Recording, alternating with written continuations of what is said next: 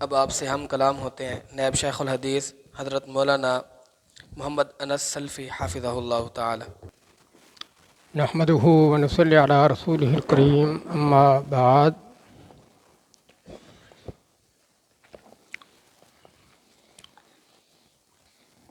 نحمده ونصلي على رسوله الكريم اما بعد فإن الإمام البخاري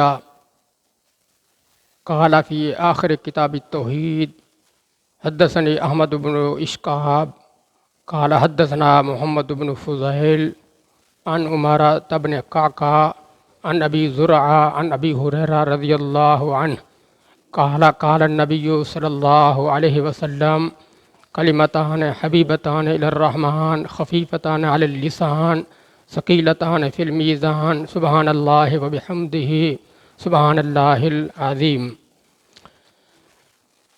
تمام تعریفیں اللہ تبارک و تعالیٰ کی ذات کے واسطے اور بے شمار درود و سلام نبی کریم صلی اللہ علیہ وآلہ وسلم کی ذات پر۔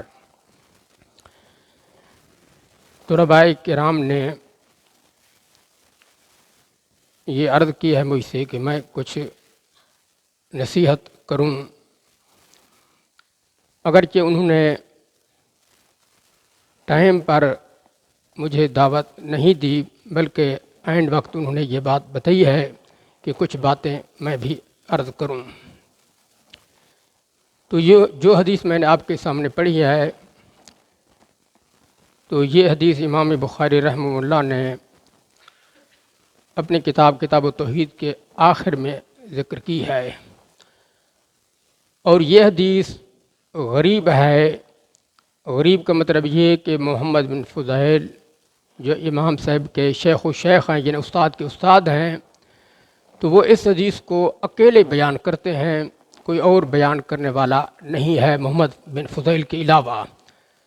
اور پھر محمد بن فضیل عمارہ بن قعقاع سے روایت کرتے ہیں، کوئی اور بیان کرنے والا نہیں ہے، اسی طرح آخر تک۔ تو اس طرح کے حدیث کو علماء کی اصطلاح میں غریب حدیث کہتے ہیں۔ اور اس حدیث کو امام بخاری رحمہ اللہ نے صحیح بخاری کے اندر 3 جگہ بیان فرمایا ہے۔ کتاب الایمان والنذور کے اندر بھی ذکر کیا، اور کتاب الدعوات میں بھی، اور کتاب التوحید میں بھی، لیکن ہر جگہ امام صاحب کا استاد الگ الگ ہے، لیکن امام صاحب کے شیوخ کا آگے جو شیخ ہے وہ ایک ہی ہے، یعنی محمد بن فضیل۔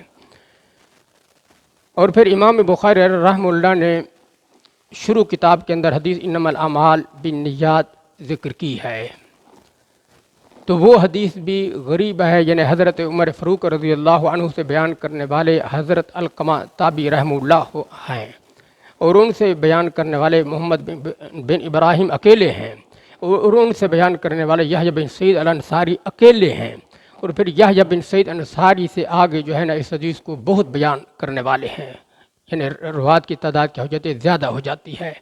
تو امام صاحب نے شروع میں جو حدیث ذکر کی انما الاعمال بالنیات، تو وہ حدیث بھی غریب ہے، اور آخر میں جو امام صاحب نے حدیث بیان کی وہ حدیث بھی کیا ہے، غریب ہے۔ تو علماء نے لکھا کہ امام صاحب نے اس بات کی طرح اشارہ کیا ہے کہ جس طرح کہ شروع دور میں اسلام کے ماننے والے کم تھے، تو اسی طرح ایک دور آئے گا کہ اس دور میں بھی اہل ایمان اہل اسلام کیا ہو جائیں گے، کم ہو جائیں گے، جس طرح کہ نبی کریم صلی اللہ علیہ وسلم کی حدیث ہے بدا الاسلام غریبا وسیعود غریبا، کہ اسلام شروع دور کے اندر بھی کیا تھا، غریب تھا، یعنی اس کے ماننے والے کم تھے، اور ان کو کوئی پوچھنے والا نہیں تھا، کوئی ان کی قدر کرنے والا نہیں تھا۔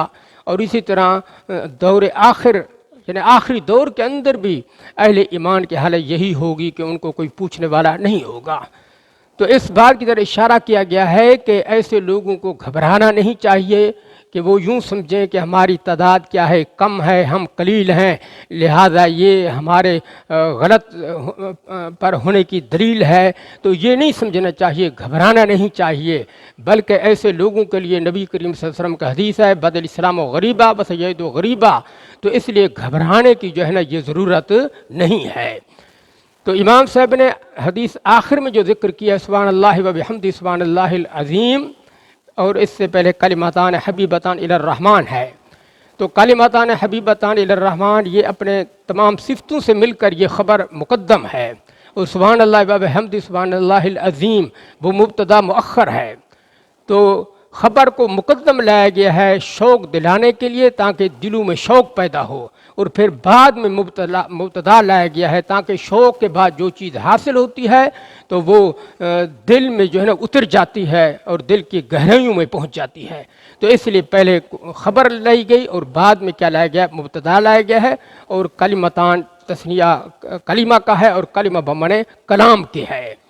اور سبحان اللہ وبحمدہ سبحان اللہ العظیم، تو اس کے اندر آخر میں ثقیلتان فی المیزان آیا. تو اس طرح میزان کہہ کر اس حدیث کو جو ہے نا ترجمۃ الباب سے مناسبت ہو جائے گی صراحتاً. اور ترجمۃ الباب ہے وَنَضَعُ الْمَوَازِينَ الْقِسْطَ لِيَوْمِ الْقِيَامَةِ. اور پھر تسبیح کی جو ہے نا بہت بڑی فضیلت آئی ہے، اور یہ بات عوام سے بھی تعلق رکھتی ہے کہ نبی کریم صلی اللہ علیہ وسلم نے فرمایا کہ جو بندہ سبحان اللہ وبحمدہ دن میں 100 مرتبہ پڑھ لے تو اس کے گناہ جھڑ جاتے ہیں، وَلَوْ كَانَ مِثْلَ زَبَدِ الْبَحْرِ، اگرچہ اس کی گناہ سمندر کی جھاگ کے برابر کیوں نہ ہوں تو سب گناہ کیا ہو جاتے ہیں، معاف ہو جاتے ہیں. مطلب یہ ہے کہ چھوٹے چھوٹے گناہ جن کا تعلق حقوق اللہ سے ہے نہ کہ حقوق العباد سے، تو چھوٹے چھوٹے گناہ جو ہے وہ جھڑ جاتے ہیں. لیکن جو گناہ کبیرہ ہیں تو ان کے لیے جو ہے وہ توبہ شرط ہے کہ انسان توبہ کرے، جو غلطی کی ہے اس پر اپنی ندامت کے آنسو بہائے، اور آئندہ انسان پختہ ارادہ کر لے کہ اے اللہ یہ گناہ میں کبھی نہیں کروں گا. اللہ تبارک و تعالیٰ اس گناہ کو معاف فرما دیں گے. تو دنیا کے اندر انسان توبہ کر لے، لیکن بلا توبہ مر جائے تو پھر معاملہ اللہ کے سپرد ہے. اللہ اس کو سزا دے یا اللہ تبارک و تعالیٰ اس کو کیا کر دے، معاف کر دے. تو یہ معاملہ اللہ تبارک و تعالیٰ کے کیا ہے، سپرد ہے. لیکن حقوق العباد کی کوشش کرنی چاہیے کہ حقوق العباد جو ہے نا معاف نہیں ہوں گے، الا یہ کہ اللہ تبارک و تعالیٰ بندے کو بندے سے راضی کر دے، تو یہ اور بات ہے. تو یہ سبحان اللہ وبحمدہ کی کیا ہوئی، فضیلت ہوئی. اور یہ آخری جو حدیث ہے اس کا مطلب اور معنی یہ ہے کہ 2 کلمہ ہیں، یعنی 2 کلام اللہ تبارک و تعالیٰ کو محبوب ہیں اور خفیفتاً علی اللسان، زبان پر ہلکے ہیں، یعنی پڑھنے میں کوئی تکلیف نہیں ہوتی. اور وہ ہے سبحان اللہ وبحمدہ سبحان اللہ العظیم. تو روز قیامت انسان کا ترازو جو ہے نا کیا ہو جائے گا، بھاری ہو جائے گا. تو اللہ تبارک و تعالیٰ سے دعا ہے کہ اللہ تبارک و تعالیٰ عمل کرنے کی ہمیں کیا دے، توفیق دے. اور انسان کا جو مقصد ہے وہ اللہ تبارک و تعالیٰ کی عبادت، تو یہی دنیا میں آنے کا کیا ہے، مقصد ہے. تو انسان ہر لمحہ اس مقصد کو کیا رکھے، پیش نظر رکھے. دنیا کے امور میں مشغول ہونا یہ بھی ممنوع نہیں ہے، لیکن اصل مقصد جو ہے نا اللہ کی عبادت ہے، اللہ کی بندگی ہے. اور وہ اللہ تبارک و تعالیٰ کے بتائے ہوئے طریقے، محمد صلی اللہ علیہ وسلم کے بتائے ہوئے طریقے کے مطابق ہونی چاہیے، نہ کہ اپنی عقل سے. تو اقول قولی ھذا واستغفر اللہ لی ولکم ولسائر المسلمین.